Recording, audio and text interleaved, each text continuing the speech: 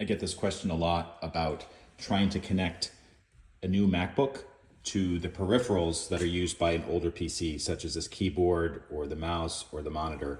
And typically the most important thing you just need to understand is it's basically a matter of connecting the peripherals that were formerly attached to the PC to the respective port on the Mac.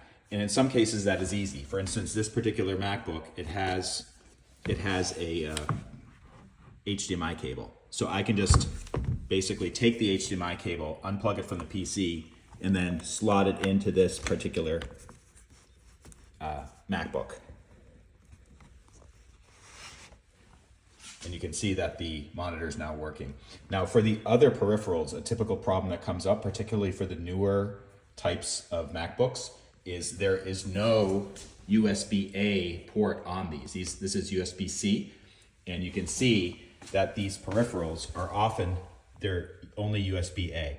So this old PC does not have USB-C cords attached to it. So typically what you need to do is you have to take the connectors, so this is a wireless mouse or keyboard, and then you need to get what's called a dongle. And a dongle looks like this. This is actually an official Apple dongle.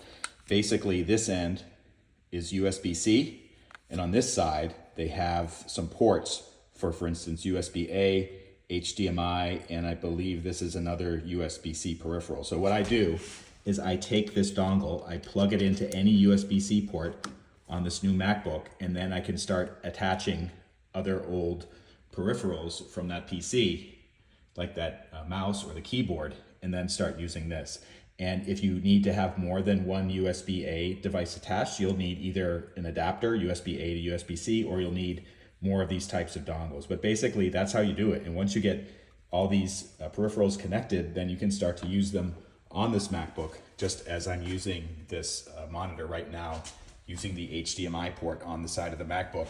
I could actually connect a second monitor using this HDMI port. So there's lots of possibilities, but basically that's how it works.